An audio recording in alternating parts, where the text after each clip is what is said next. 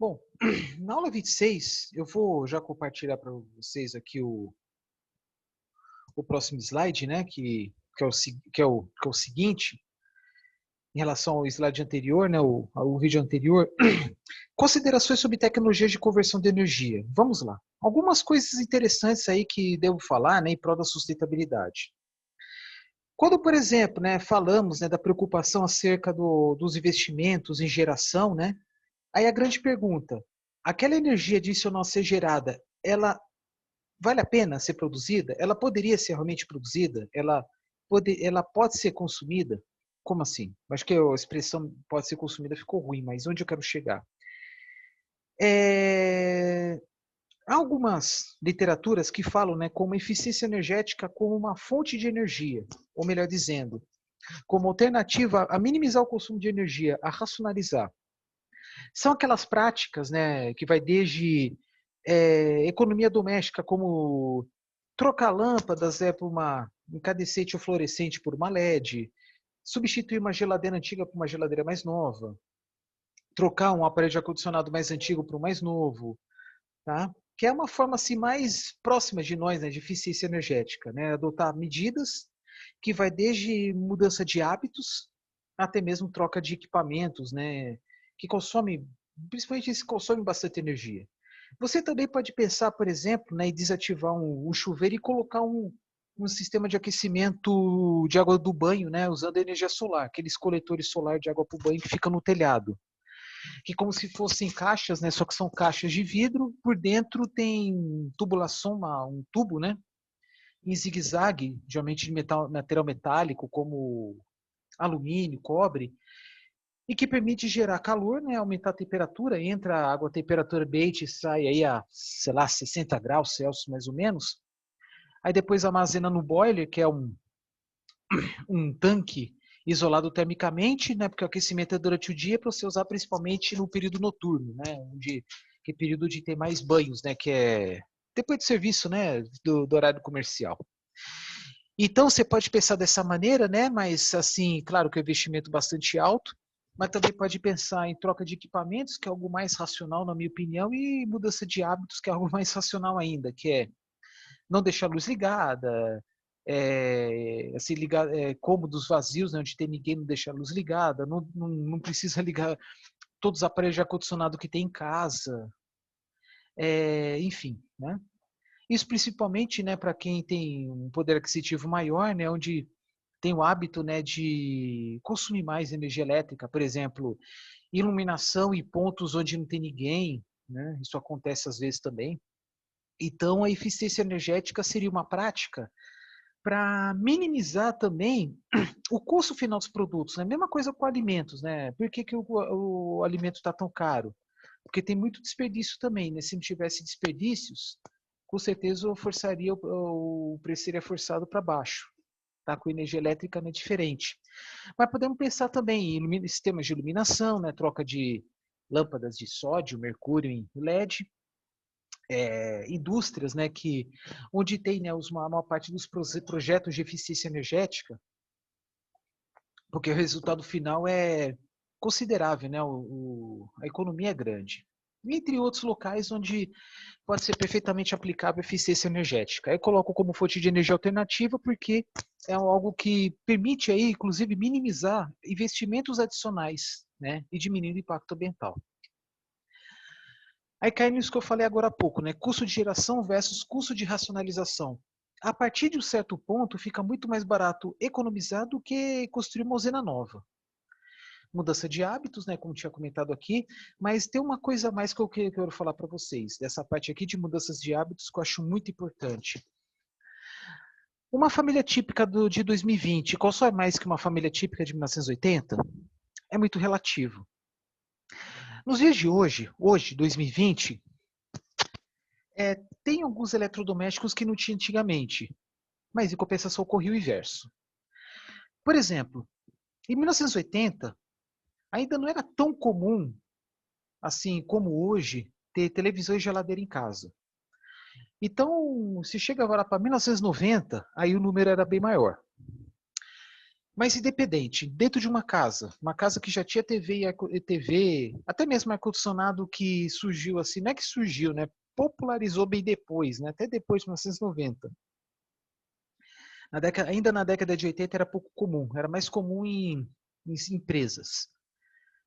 O que acontece? O consumo de energia elétrica por parte dos eletrodomésticos, de forma unitária, era muito maior naquela época do que agora.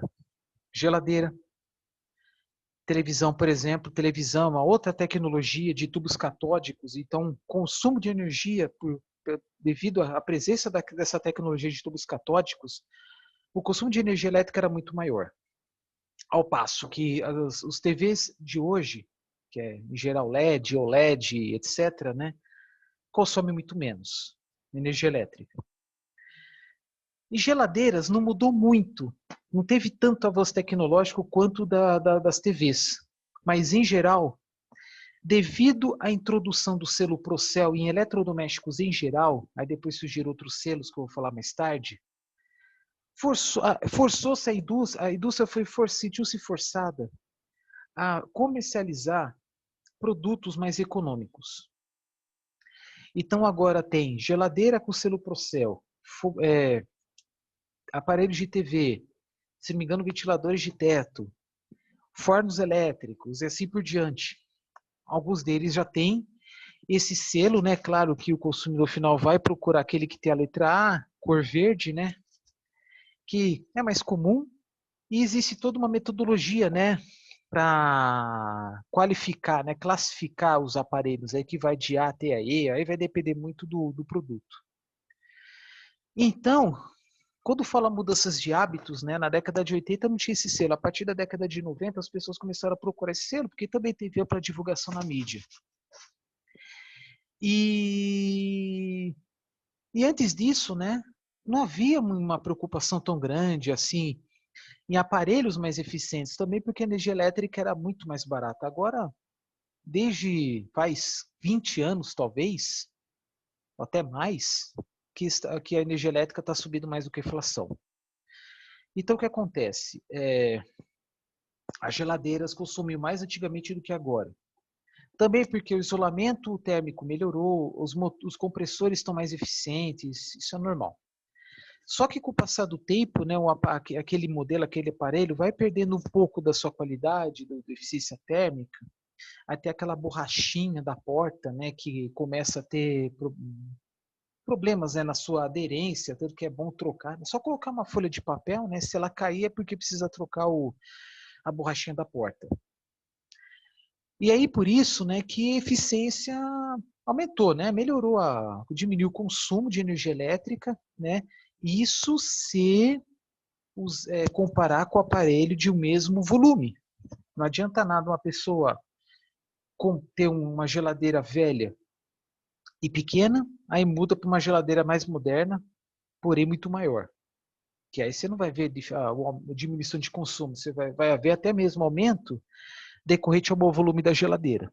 Mas se o cara substitui uma geladeira pequena por uma grande é porque precisa. Né? Por exemplo, a família cresceu, vamos supor, né? Então tem isso. Até primeira metade da década de 90, era comum em algumas casas ter freezer, que é por causa da hiperinflação. Então chegava, recebia o dinheiro, né, o salário, e as pessoas compravam carne em grande quantidade para estocar. Acontecia isso também. Mas, claro, nem todo mundo tinha dinheiro para comprar um freezer. Tá? E aí o que acontece? Naquela época, 1980, 1990, algumas pessoas tinham uma TV, tubo catódico, aparelho de som,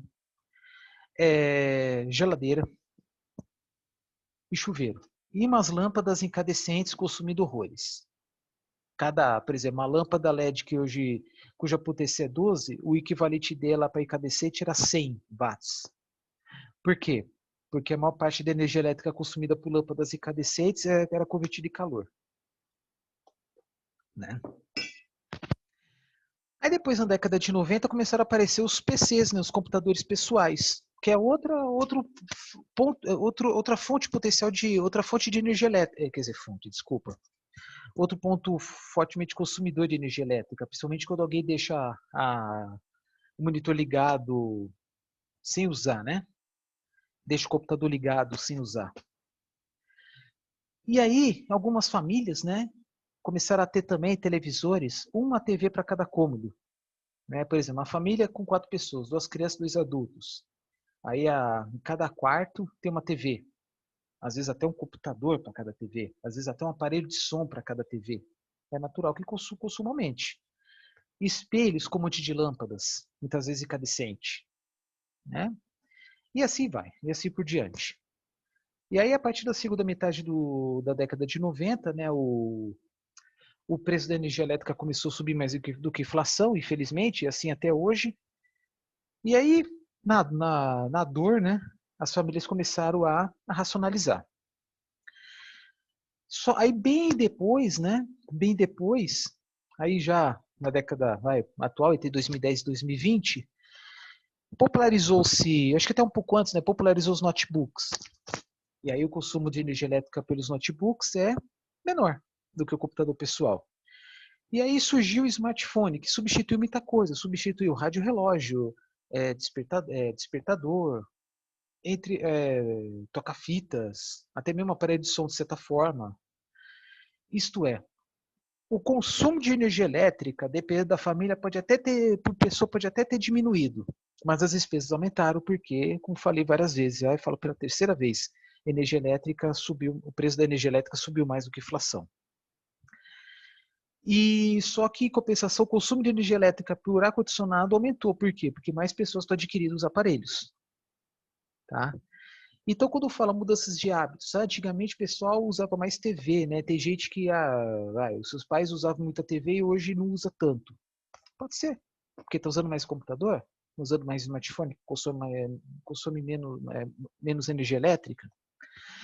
E aí tem, né? Mas aí são ações pontuais, né? Presença maior de equipamentos elétricos, como chapinha, secador de cabelo, babyliss, etc. E na cozinha, né? Mas não muito ainda, né? Os cooktops de indução eletromagnética, né? Que são como se fossem fogões, mas porém elétricos, tá? Então, mudança de hábitos também interfere na alteração da sustentabilidade, né? Hábitos mais ou menos sustentáveis.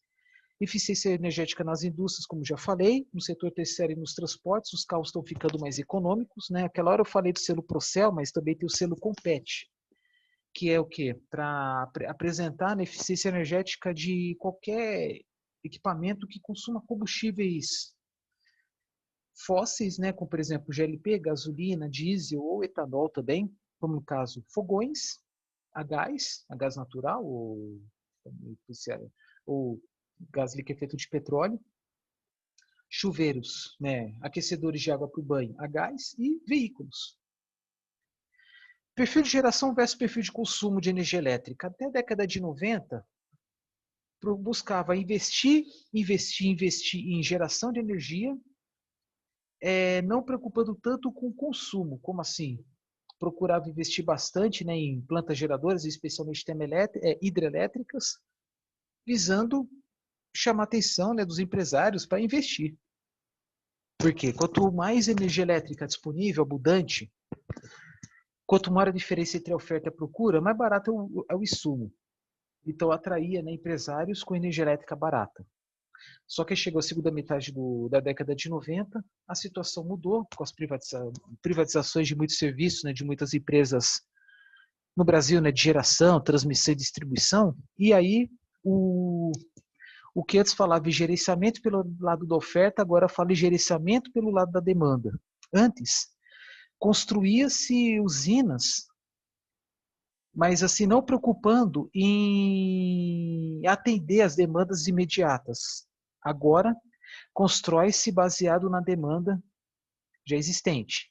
Então, muitas vezes, constrói uma planta elétrica assim, já tendo, né, um mercado e potencial, né, porque a diferença entre oferta e demanda diminuiu muito, o que aumenta o risco até mesmo de apagões, como aconteceu em 2001, né, quando as pessoas tiveram que economizar em energia elétrica sob risco de pagar uma taxa adicional por energia cedida. intermitência na geração de energia elétrica e na produção de biocombustíveis, né, que eu já falei para vocês, né, isso principalmente se for se tratar de fontes renováveis. Vento, sol, água, né, dos rios e biomassa, tá? Porque depende muito da época, tem intermitência diária, horária, diária, mensal, enfim. E armazenamento de energia como fonte de energia, como assim? Existem aí investimentos, projetos de armazenamento de energia elétrica, que é algo novo no Brasil, ainda está em caráter de pesquisa, ainda até onde eu sei, não há uma empresa ainda, ou empresas que estão investindo fortemente nisso também, porque no Brasil, na minha opinião, não há uma necessidade tão grande quanto alguns países como a Austrália. O problema da Austrália, que é uma ilha, né? Então não tem conexão com outros países de energia elétrica, né? Não tem linhas de transmissão conectando a países próximos. Porque fica numa ilha, isolado, o custo seria proibitivo. E aí que eles fazem, né? Com o aumento dos investimentos em geração eólica, solar, principalmente, que são fontes as mais intermitentes que tem, onde há uma variação maior de energia, né, disponível, porque varia muito a velocidade do vento, varia muito, né, a irradiação, né, nos módulos fotovoltaicos. Então, há uma necessidade de investir em armazenamento de energia, não pensando apenas em armazenamento, mas melhorar a qualidade do serviço. Por quê? Porque fornecimento de energia de qualidade, aquele fornecimento sem grandes alterações de tensão e de frequência, e com o menor número possível de interrupções, e quando ocorrer, ocorre em menor período de tempo. Então, o armazenamento de energia é pensando no quê? É armazenar energia elétrica quando gerou de sobra, gerou a mais, e fornecer em momento de carência. Tá? Então, armazena quando sobrar e fornece quando faltar. E o grande problema é que, às vezes, isso aí é inesperado. Às vezes, gera demais em momentos inesperados e falta também em momentos inesperados.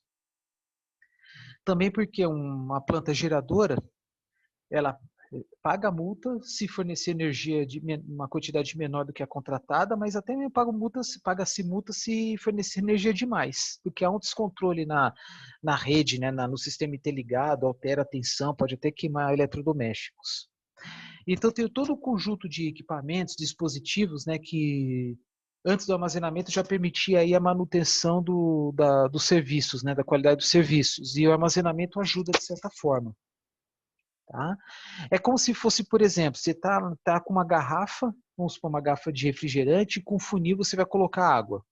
Em alguns momentos, você vai acabar colocando, né, por distração, coloca mais do que o normal. Então, o sistema de armazenamento é como se fosse um funil que permite controlar a saída de energia elétrica. Quer dizer, ela pode fazer dessa forma também, como também pode guardar quando realmente não precisar, quando a garrafa está tampada, né? Ou fornecer por completo, né, quando realmente estiver faltando, como por exemplo o horário de pico.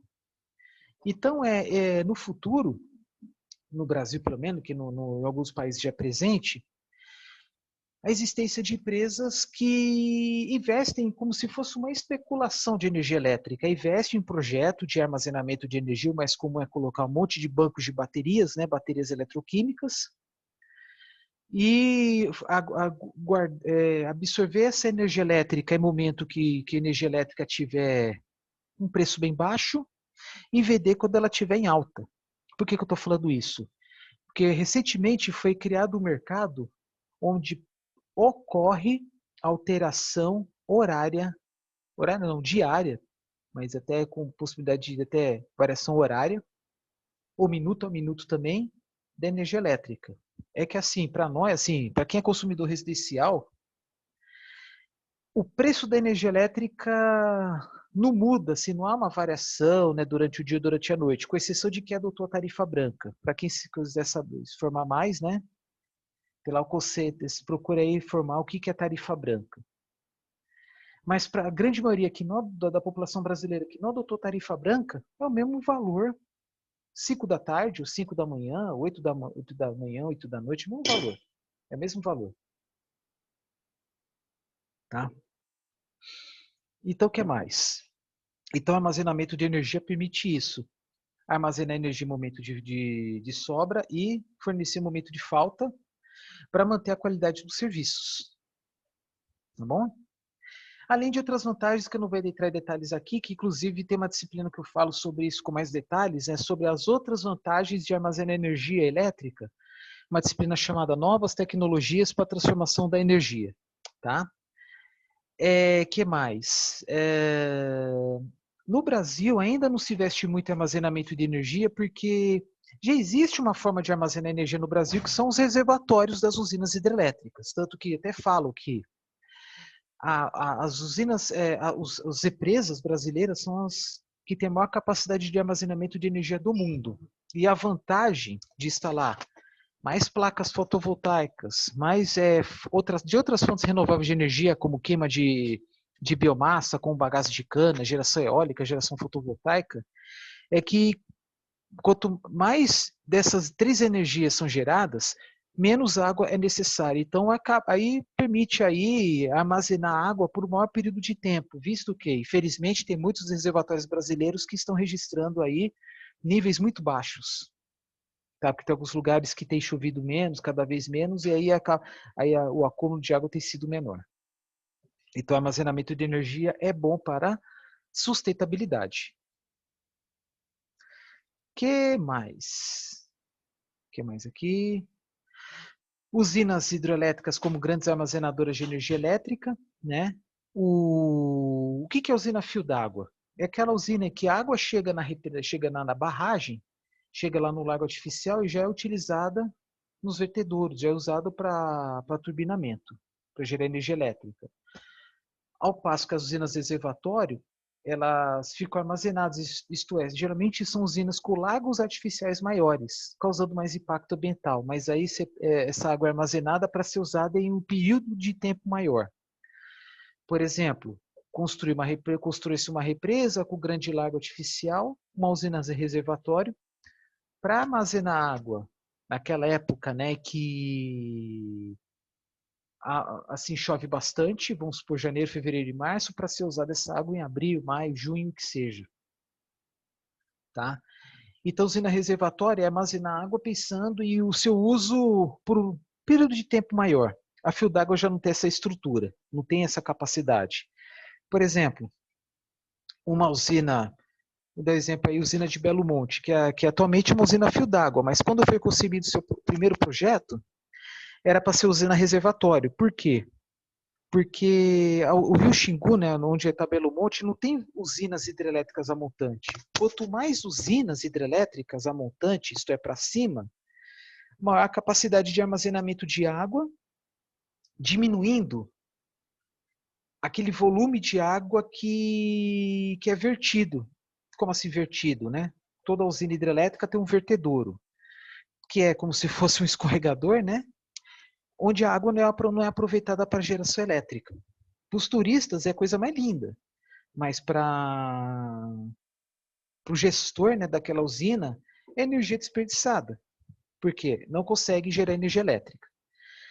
Então, assim, em um rio onde tem várias usinas hidrelétricas, a primeira segura um pouco de água para ser conduzida, a primeira usina segura um tanto de água para ser conduzida para a segunda usina, que depois vai para a terceira, para a quarta, para a quinta e assim por diante.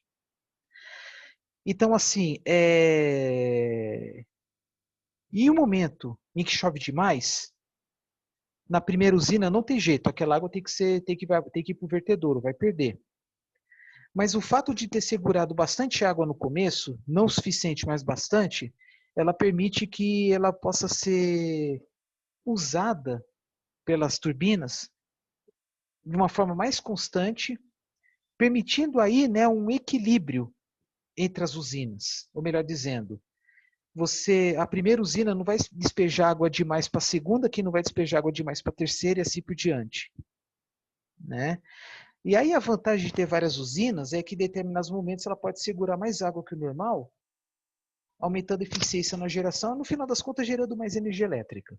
No caso da usina de Belo Monte, ela tem uma estrutura tal que não consegue usar toda a água no verão, mas muitas turbinas no inverno não funcionam por falta de água.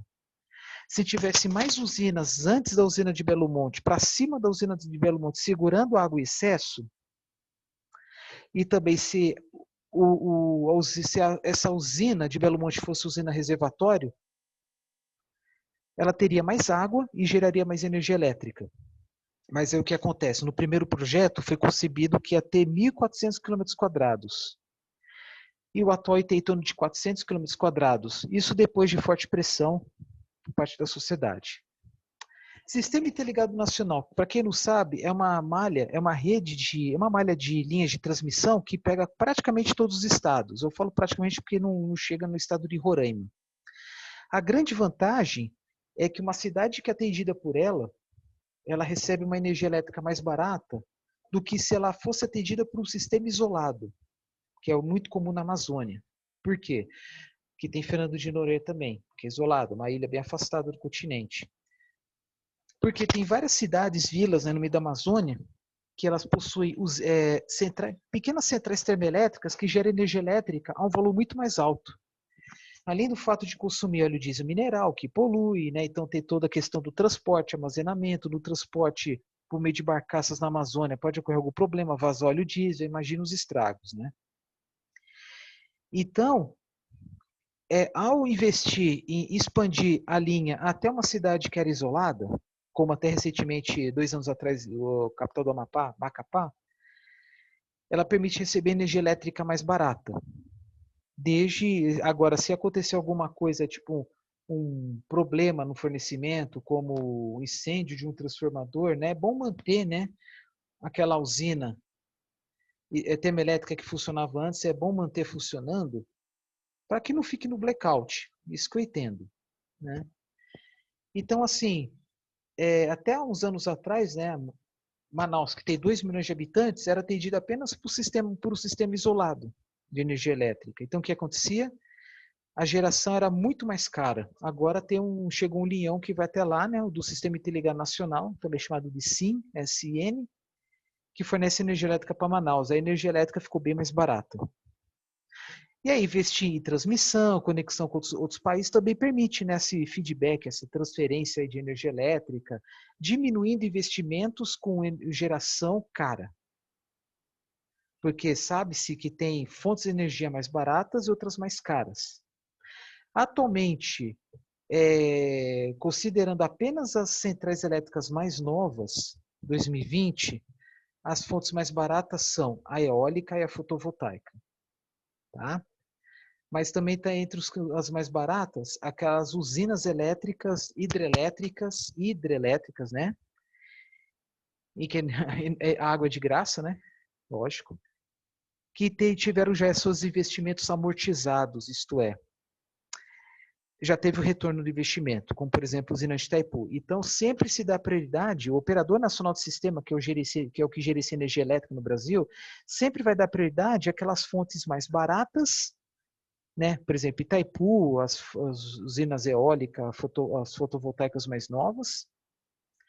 Também pensa assim, custo, pensa em constância também, porque o operador sabe, obviamente, que não dá para contar com as fotovoltaicas à noite.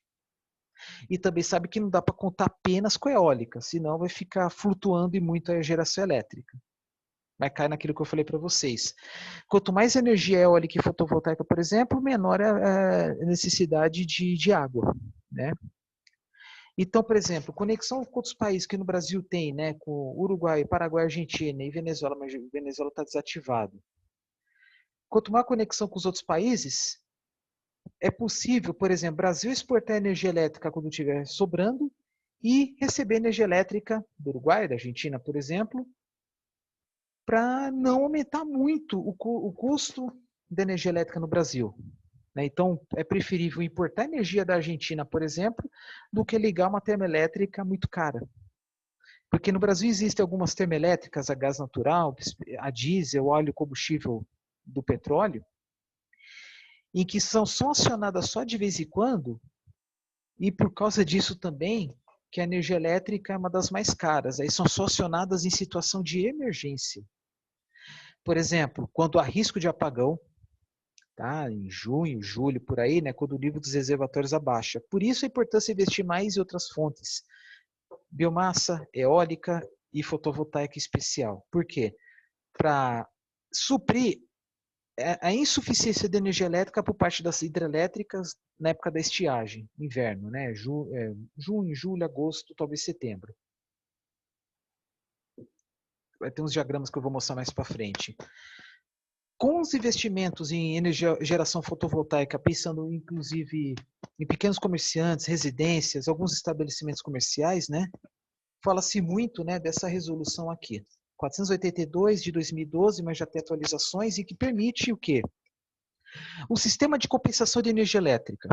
Quando, por exemplo, você estiver gerando mais do que o seu consumo, o excedente vai para a rede elétrica, para a concessionária de energia. E à noite, por exemplo, tem o sentido inverso. Tá? Aí tem um balanço entre o que você fornece para a rede e o quanto que você recebe. Se você fornecer mais do que recebe, vai formar aí um banco aí de compensação, né? Vai estar reservado aí essa energia que pode ser usada em um período de no máximo 5 anos. Por exemplo, no ano você gera 1.000, mas consome 900. Né? E quando fala consumir 900, é tanto por parte das placas quanto para aquela energia fornecida pela rede. Isto é, se sobrar, esses 100 restantes vai para o ano seguinte e aí pode acumular, mas desde que acumule no período de 5 anos. Mas já existem iniciativas, acho que no Paraná, de doação dessa energia que acumulou, doação para instituições de caridade. Tá? E o que é geração centralizada? É uma geração, né, geralmente por grandes usinas, em que fornece energia para a rede elétrica, né, que vai para diversas cidades, enfim, né, pensando aí em um grande número de mercados consumidores. Já a geração distribuída é algo mais pontual, em que a geração está mais próxima do consumo, como os módulos fotovoltaicos nos telhados, né, que você coloca os módulos, mas pensando em você, não pensando em fornecer para o vizinho. Né? Mas o interessante é que quanto mais investir em geração distribuída, menor a necessidade de investir em transmissão, porque você vai fornecer aquela energia que sobrou de você, você vai fornecer para a rede elétrica que pode ser aproveitada para o vizinho, ou para os vizinhos, né, que não tem placas, módulos fotovoltaicos, tá? Que chama efeito vizinhança. Tá? Aí não precisa investir em transmissão. Tá? E às vezes nem precisa em distribuição, porque só muda o sentido da energia elétrica. Aí eu penso, por exemplo, esses projetos de módulos fotovoltaicos que tem nas casas. É que nem, por exemplo, uma família que tem um carro e precisa ir numa padaria. É mais conveniente pegar o carro e ir para a padaria. Vamos supor que a padaria fica a 1 quilômetro de distância, mas dentro da cidade. Pega o carro, vai para a padaria que fica a 1 quilômetro de distância. Ou sei lá, vai de bicicleta, de moto, que seja. Essa pessoa só vai usar a infraestrutura urbana, as ruas, né? Ao invés de que, por exemplo, ir numa padaria que fica numa outra cidade, que aí vai precisar pegar a estrada. Então, por exemplo, a pessoa pega o carro para uma padaria que fica dentro da cidade. A energia elétrica, se for fazer uma analogia com a energia elétrica, essa que eu falei agora, geração distribuída. A energia elétrica só vai passar pelos postes perto da tua casa. Então, o cara que pegou o carro para ir para uma padaria, dentro da cidade, né, só vai pegar o carro para andar na rua, nas ruas, no bairro, ou no bairro vizinho. Agora, a geração centralizada não, é como se tivesse uma pessoa pegasse o carro, eu vou na padaria, aonde? A padaria fica a 100 quilômetros de distância, aí sai da cidade, pega estrada para ir para outra cidade. Aí a rodovia é como se fosse a linha de transmissão, ao passo que as ruas da cidade, linhas de distribuição. Tá? Então, o investimento com transmissão torna-se menos importante. Mas ainda vai demorar muito para que a geração distribuída, né, que em especial a fotovoltaica, torna-se assim responsável por 15% da geração elétrica do Brasil. Ainda é muito pequena, mas está uma das que mais cresce. Perdas na transmissão, né, devido principalmente às longas distâncias entre o gerador e o consumidor, as perdas no Brasil são uma das maiores do mundo, 15%. Sai da usina 100 e chega na cidade às 85. Por quê? A passagem da corrente elétrica gera efeito Joule, né, que é calor. E aí tem o tal do efeito Corona, que é a conversão da energia elétrica e luminosa nas conexões. Então há alguns problemas aí nas conexões, projetos ultrapassados de linhas de transmissão. E tem projeto no Brasil já tem, né, de linhas de transmissão de corrente contínua, também chama alta tensão corrente contínua, também chamada de HVDC, que tem, por exemplo, entre usina de Itaipuí e Biúna, que é uma cidade que fica a 1.000 quilômetros de distância no interior de São Paulo, e outra que sai de duas usinas lá em Porto Velho, capital de Rondônia, que são as usinas de Santo Antônio e a usina de Giral, que passa por um linhão de 4.000 quilômetros que vai até Araraquara, que é uma cidade que fica numa região mais central do estado. Por que corrente contínua e alta tensão? Porque são tecnologias que permitem menores perdas. Tá? Mas quanto maior o comprimento da linha, maiores são as perdas, inevitável. Aí investir em geração distribuída permite também diminuir essas perdas. Tá? Uma coisa que eu não falei, né, nos vídeos anteriores, falando sobre gestão da água, né? Quando eu falo gestão da água, eu falei de água para irrigação, saneamento, turismo, só que eu não falei água para geração hidrelétrica. Mas uma coisa importante, né? Então, assim, em regiões onde há uma grande demanda de água para saneamento, para irrigação, para transporte hidroviário, pode gerar conflitos para geração hidrelétrica. Às vezes o poder público exigir, né, que verta, né, que vá para o vertedouro bastante água para não ocorrer, para não atenuar os efeitos da estiagem a sua jusante, podendo aí beneficiar o transporte hidroviário, pesca, irrigação, turismo, saneamento, mas comprometendo a geração hidrelétrica, por exemplo. Então nem sempre uma coisa ajuda a outra. Participação das matrizes energéticas elétricas, mais para frente eu vou falar sobre isso. Custos e pós-subsídios é relevante também, eu vou falar mais para frente. O caso do aquecimento da água solar, o que acontece? Uma coisa que vocês podem observar, né, tem muita gente instalando, ou interessado pelo menos, em instalar módulos fotovoltaicos, aqueles que convertem radiação solar em energia elétrica. Mas dificilmente vocês vão ver aquecedores de água para o banho. Primeiro porque o investimento é caríssimo, é muito alto. Por uma casa popular, falem no mínimo R$ 5.000 de investimento entre equipamentos, mão de obra, pedreiro, enfim. R$ 5.000, sabendo que o chuveiro elétrico, né, não está sempre ligado o ano todo. Tem 3, 4 meses que tem gente que toma água com banho frio. Onde eu quero chegar? A energia elétrica, tudo bem, o chuveiro consome muito, ok. Mas quantos minutos a pessoa toma banho? 5, 10 minutos? Quanto tempo que o chuveiro fica ligado? 5 minutos? Então, assim, a quantidade de energia elétrica economizada por aquecedores solares de água para o banho, em relação ao investimento necessário, a economia é muito pequena.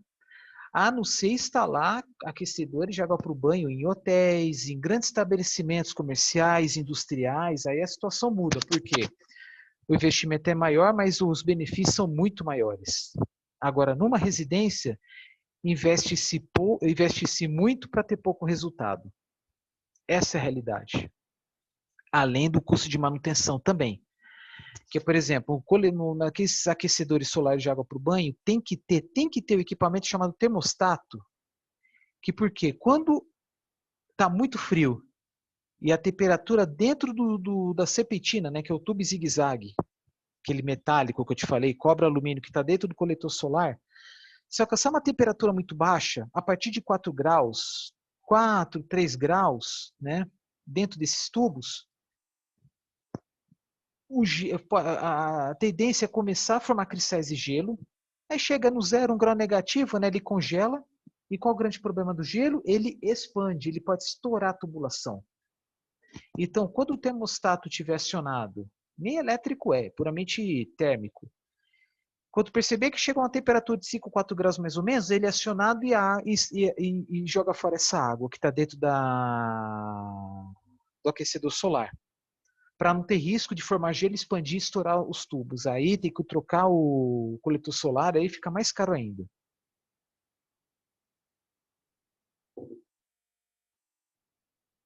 tá? Então, o aquecimento solar, o investimento, ele é muito alto, que é feito pela própria pessoa. Mas tudo bem, a economia é certa, mas vai economizar, sei lá, vamos supor, 30, 40 reais por mês por investimento de 4 mil, 5 mil reais. Aí vocês imaginam quanto tempo que vai demorar para retornar o investimento. Essa é a grande questão. Aí o contrário, o inverso, é quando eu falo do custo social do chuveiro elétrico. Porque quanto custa um chuveiro elétrico? Sei lá, 50 reais. Um chuveiro de 5 mil watts.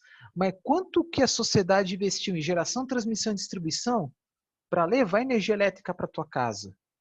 Milhares de reais. Tá? Então é o que chama de externalizar uma internalidade. Como é? Você investe pouco em alguma coisa, mas vai gerar custo para a sociedade. E essa sociedade você está inserida.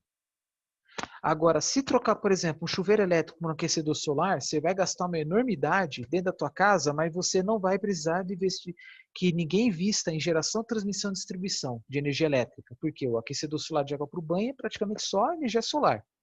Tem lá um aquecedor tá, elétrico que é acionado aí em situações de emergência. Tá? Isso aqui eu já tinha comentado, até está repetido. Gerenciamento pelo lado da oferta vezes demanda de energia elétrica. Bom? E aí, tá feliz pela energia elétrica que você paga? Tá feliz? Por exemplo, esse vídeo foi feito em dezembro de 2020. Dezembro de 2020, bandeira vermelha tipo 2, que é a mais cara que tem. Aqui, ó. O adicional da bandeira vermelha. Por que tem essa bandeira vermelha? É momento em que está tendo risco de apagão, principalmente quando o nível dos reservatórios está baixo. Por quê? Ainda o Brasil é fortemente dependente da geração hidrelétrica. Já foi muito mais, mas atualmente aí 2/3 da energia elétrica no Brasil ela é gerada por elas. Então falta investimentos adicionais em outras fontes. Mesmo que, por exemplo, a queima do bagaço de cana para geração de energia elétrica seja mais cara que uma hidrelétrica, vale a pena. Por quê? Porque, principalmente na região centro-sul do Brasil, que pega Estado de São Paulo, Minas Gerais, Rio de Janeiro, Paraná, Goiás, Mato Grosso do Sul, a plena safra ocorre especialmente no inverno, quando chove menos. Ainda mais que esses estados pegam aí, principalmente a região tropical. Então coincide, momento que chove menos, gera menos energia hidrelétrica, mas pode gerar mais energia elétrica queimando bagaço. Por que eu falo tanto bagaço de cana? Porque é a principal biomassa do Brasil para fins de geração de energia elétrica. Por isso que eu falo tanto disso, do bagaço de cana. Então, se houvesse maior atenção, conscientização e eficiência energética, maior como é que se fala?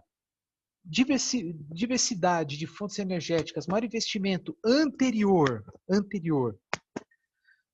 da queima da biomassa, especial bagaço de cana, e maiores investimentos em fotovoltaica e eólica, que a tendência a crescer ainda mais, possivelmente não precisaríamos passar por essa, na minha opinião, né, que é uma falha de planejamento com essas bandeiras tarifárias. Por quê? Você vai queimar bagaço de cana, por exemplo, você vai as empresas vão usar menos água, então pode guardar água por mais tempo. E até mesmo a poluição das cidades atrapalha na geração hidrelétrica em alguns casos. Tá? Porque tem casos aí no estado de São Paulo de uma usina, que é a Henry Board, né, que eu falei em vídeos anteriores aí, que não gera mais energia por causa da água poluída, por causa do esgoto. Aí as bandeiras aqui, ó, que coisa mais linda para não dizer o contrário. Dezembro de 2020, está nesse patamar aqui, ó. Eu não sei se está, porque esse aqui é de 2019, talvez tenha até mudado o valor. Mas um valor maior por cada 100 kWh de energia consumida. Aí, para quem tem placas fotovoltaicas, o risco de pagar, né, a mais, por causa das bandeiras tarifárias, né, o risco diminui. Por quê? Porque, por exemplo, quando a geração for maior que o consumo, o cara passa despercebido. A não ser quando o consumo for muito maior que geração, aí subir pelo menos mais de 100 kWh. Aí entra nessas tarifas aí. Mas ao contrário, né, do vizinho que não tem placa, né, que não tem jeito, não tem como escapar isso aqui. Outra coisa também, nós pagamos energia elétrica para quê? Ah, bancar despesa de geração, transmissão e distribuição. Ok. Essa sacanagem das bandeiras tarifárias. Também. Impostos. Sim. Impostos estaduais e federais. Estaduais como o ICMS e federais como o PIS e COFINS. Ok. Mas também tem outros encargos. No final das contas, impostos mais encargos dá em torno de 40%, talvez até mais. E que encargos são esses? Que são como se fossem impostos. Bom, antes disso, né? Tem lá a geração, né? Que a gente paga, lógico, né? Então tem as despesas da geração, aí tem as despesas da transmissão, e tem umas taxas aqui, tarifa do uso de sistema de transmissão, TUST, né? E aí tem a questão da distribuição, tá? Que é as despesas da concessionária. E essas despesas são grandes também porque a concessionária faz um pouco de tudo, né? Faz o que? A manutenção de transformadores, fios, postes, por exemplo, quando chove muito, cai um poste, cai fio. Tem a interferência com árvores, aí tem que ir lá serrar a árvore, serrar o galho, reparar os fios, né? Atender as pessoas aí, inclusive fora do horário comercial, uma situação aí perigosa, com uma chuva, vento, enfim, né? E assim por diante. Agora, por exemplo, aqui, esses encargos. Conta de consumo de combustíveis não existe mais porque o nome não existe, mas o encargo está inserido dentro desse CDE, Conta do Desenvolvimento Energético. O que, que é isso? O que, que era o CCC? Aquela hora eu falei para vocês, né, que os sistemas isolados de energia elétrica, que pega principalmente estados do Pará, Amazonas, Acre, algumas cidades desses estados, né, principalmente na Amazônia, aquelas cidades que não são interligadas com o sistema interligado nacional, deixa eu ver se eu tenho o mapa aqui. Eu não sei se eu tenho. Até tem, mas está muito mais para frente. Deixa para lá. Aquelas cidades que não são atendidas pelo sistema interligado nacional geram uma energia elétrica mais cara. Então, a população, né, não consegue, a população dessas cidades que são atendidas pelos sistemas isolados, eles não conseguem arcar com os altos custos de energia elétrica. Então, o que acontece? O Brasil inteiro subsidia essa energia elétrica mais cara. Então, por exemplo, em torno de 10 pessoas, mais ou menos uma população de 10 milhões de brasileiros, né, algo como 5% da população nacional é atendida por sistemas isolados. Então, o resto do Brasil ajuda a bancar as despesas daquela energia elétrica gerada para atender 10 milhões de pessoas. Mas a população já foi muito maior, já foi a 20 ou até mais. Já foi a 20 milhões de habitantes. É que nem, por exemplo, o serviço de ônibus, onde tem tarifa para estudante, isenção para idoso e isenção para quem tem problemas aí de mobilidade, problemas de cunho mental, enfim, né? Os usuários restantes que pagam integral acabam subsidiando os beneficiados aí que pagam meia ou não pagam. Isso é o subsídio, é você pagar, a população inteira pagar para ajudar um grupo específico. Aí tem subsídio para tarifa de ônibus, subsídio para tarifa de água, né? Porque tem aquela tarifa especial para a população de baixa renda, também tem tarifa de energia elétrica para a população de baixa renda. Né?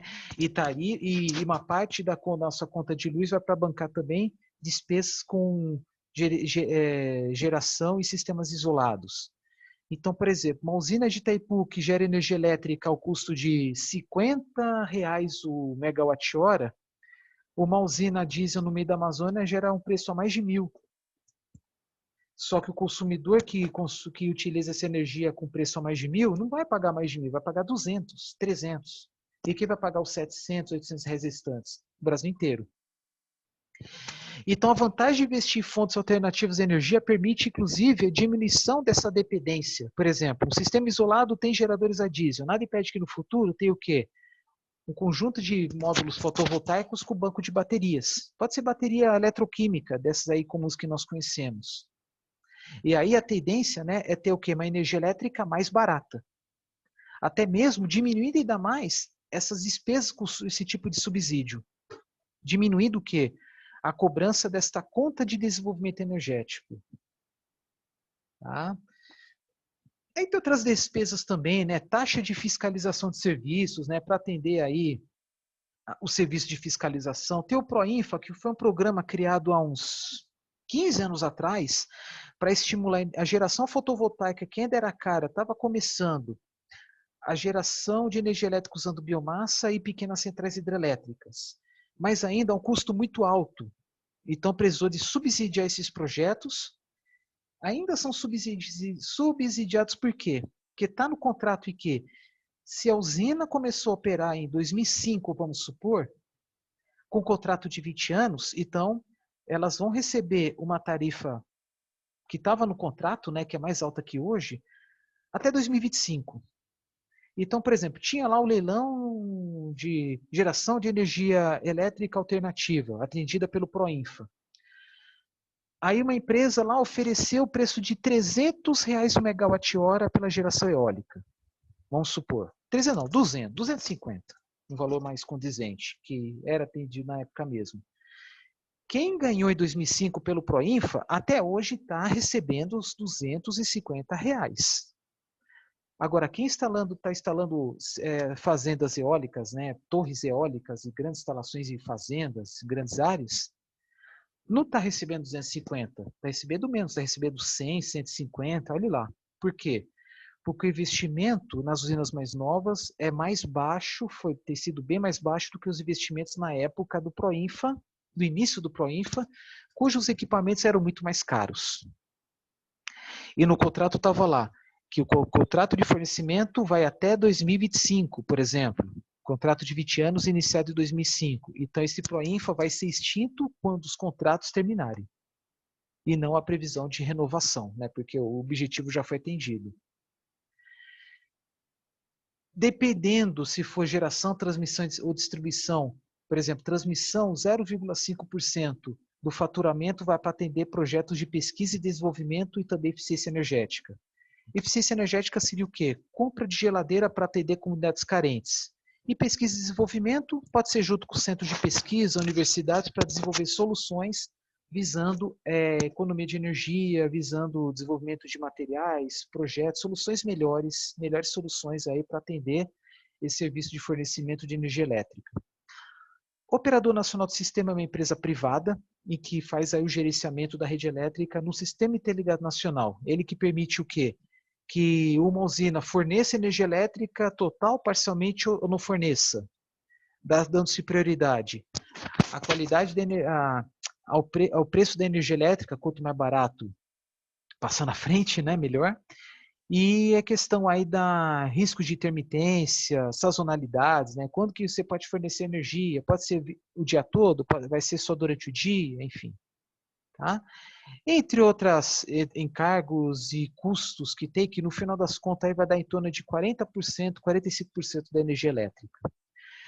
Objetivo, diminuir essas tarifas pensando em sustentabilidade. Quando, por exemplo, substitui uma termoelétrica a diesel por um sistema fotovoltaico com banco de baterias, permite melhorar a sustentabilidade, por quê? Porque vai consumir menos óleo diesel, né, vindo do petróleo, vai diminuir o risco de vazamento de óleo diesel nos rios da Amazônia.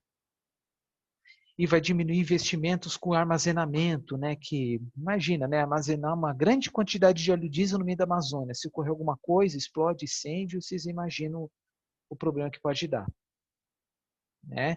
Sempre pensando na medida do possível e nas finanças, no custo, substituir o meio que causa mais impacto no meio ambiente por outro que causa menos, tá? Então é isso que eu quis dizer para vocês. Eu falei de novo, né, que a inflação tem sido, quer dizer, a conta de luz tem sido mais alta do que a inflação desde há muito tempo, né, que é tudo histórico, né? Mesma coisa, mas uma coisa é certa, o consumidor residencial gasta mais, a tarifa da energia elétrica pelo consumidor residencial é maior do que o do rural, que recebe subsídio, iluminação pública, que recebe subsídio, e média por indústrias, né? Mas a indústria, cada caso é um caso. Tá? Porque tem subsídios para subsidiar algumas indústrias, mas são programas, no máximo, dentro de um estado, dentro de uma cidade, não é em âmbito federal. Né? Vocês estão vendo o residencial mais caro de todos, e mais barato iluminação pública, porque, olha só, esqueci de falar. Nós subsidiamos também energia elétrica para empreendimentos rurais, saneamento básico, população carente, tá? Entre outros subsídios aí. Tá, eu vou parar esse vídeo aqui por enquanto. Tá, os outros prometo que eu vou ser um pouco mais rápido, tá? Mas por enquanto é isso. Até daqui a pouco.